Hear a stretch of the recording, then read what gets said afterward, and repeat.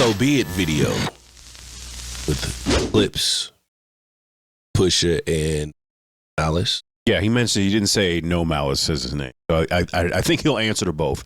Yeah. Praise the Lord. Mm-hmm, definitely. Yeah. Produced by Pharrell, not formerly of the Neptunes. Which I think officially we now see it is formerly of the Neptunes. Doesn't look like there's this rap on that Neptunes thing.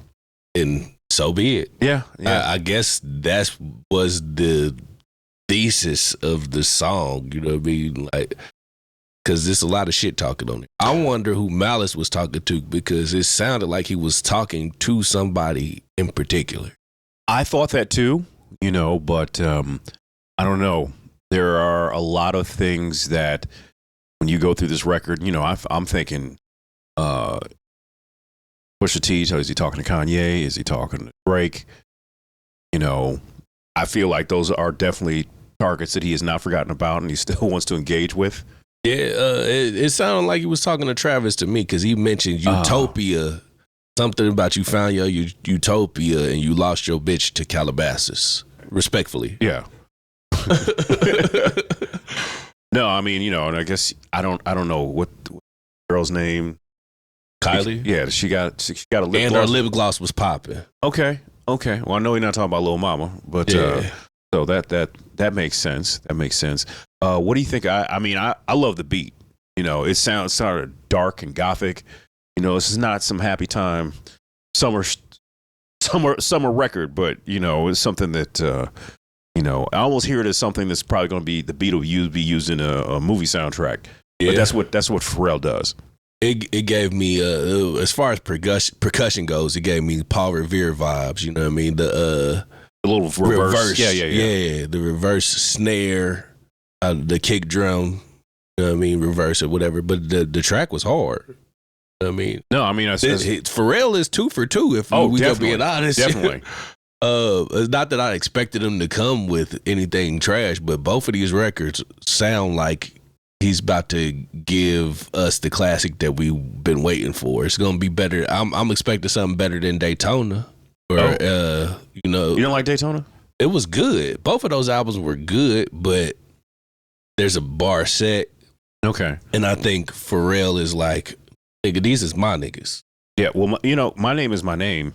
Yeah, is as far as classic, it's right there. Mm-hmm. It's right there.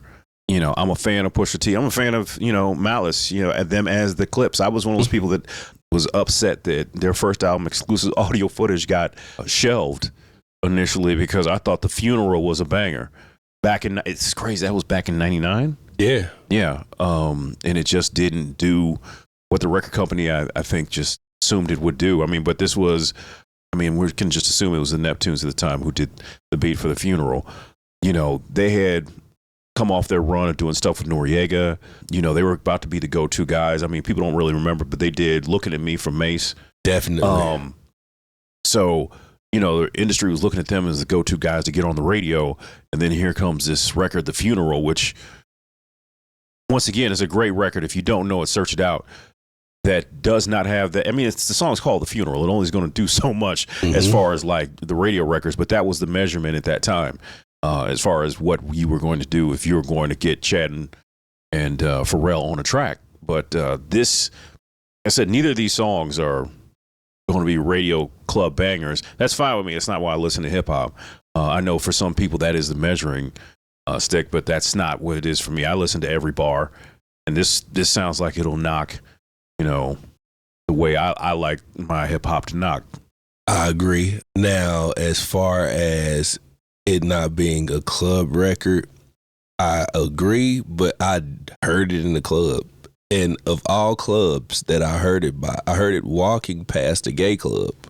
Really? Yeah. Okay. I heard it walking past. Hey, man. What was it? Where I was headed to Chatham Tap, and I walked past Metro. Okay. And they were playing the last record. Oh, okay. Yeah. Coming out of Metro. I was like, what the fuck? This is culturally inappropriate. Ballerinas. But I'm just saying, like you said, 2 for 2. Mm-hmm. As far as getting ready and laying the groundwork for people to be excited about an album. I don't think anyone who is a fan of the Clipse is disappointed with either record or just even if just a fan of Pusha T. You know, because there are a lot of people. The Clipse last record, almost 20 years. Been that long?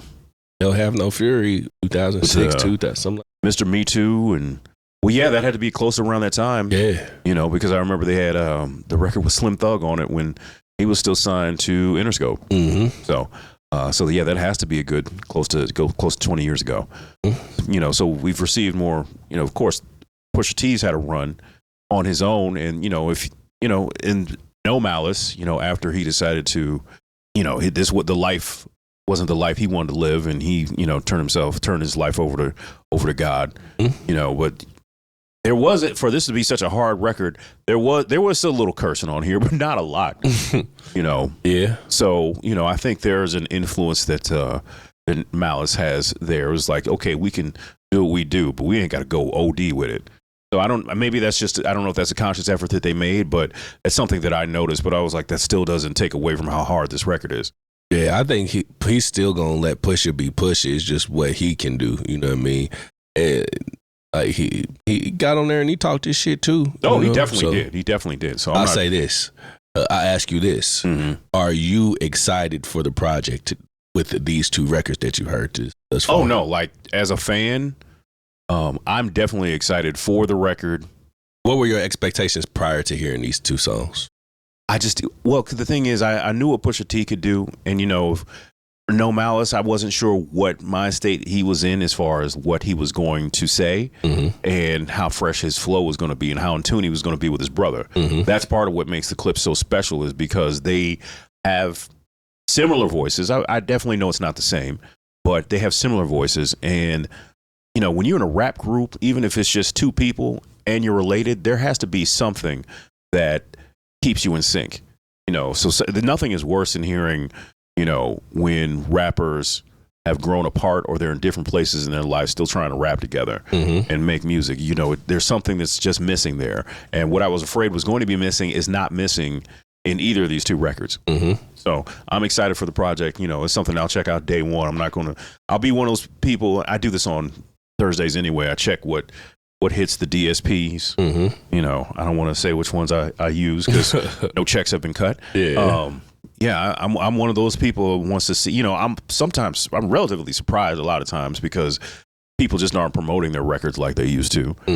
You know, there's very little lead up to things, but here it is. There's a definite lead up, and I believe the album comes out in July, which is, not that far away. So I will be listening at midnight, you know, probably playing Call of Duty, listening to it, and the entire Clipse album front to back, so I can let people know what I think about it. And what's the name of the album again? Let God Sort 'Em Out. Let God Sort 'Em Out. Okay, July 11th. So yeah, coming up July 11th, I will be. So that title says everything that I need to know. Yeah. Given So Be It and what they did on the first record, you know what I mean? Because So Be It is pretty much, it's setting the tone for what the hell's about to happen. Like he talked about Ye on the first one, and this one he shot some bars at Travis. There is a record with Kendrick that has some stuff towards Drake. Yeah, I've heard some people say that. I've heard, you know, because it was a whole thing with, you know, we spoke about on the show. Why they left from Def Jam. Def Jam. Yeah, so you know, but I don't know. Do you think there'll be anything like I Don't Love Her on? If they're trying to cater to that demographic. And I'm not dissing. Like, I liked that record when it came out. Shout to Faith Evans. I was about to say, I liked it too. Yeah, I'm not dissing. Okay. You know, but no, is that an audience that they want to tap into? That's all I'm saying. I don't know. Like, I'm trying to see where that would, just based on these two songs, where would that fit? Yeah, I don't know. It's probably gonna be some records just like this one. He Push is gonna do it anyway. He gonna give a woman. He gonna give some bars about the woman that he or his wife. I believe he's a married man. Yeah. So we got to clean his that up wife a little bit. And her affinity for whatever brand that is popping at the time. Okay. You know what I mean? And that's what usually draws in ladies. Yeah. I don't know. I mean, maybe you have a feminine audience. When's the last time? You know, it might be something that goes hard like that. once again, they could give me an album full of these, and we're fine. Yeah, but I'll be just fine. He got to touch that audience too. This is true. Yeah. So Let God Sort 'Em Out, July 11th. Yeah, 2 for 2 so far, Clipse. So we're excited about the record. Kudos, 2 thumbs up. Yep.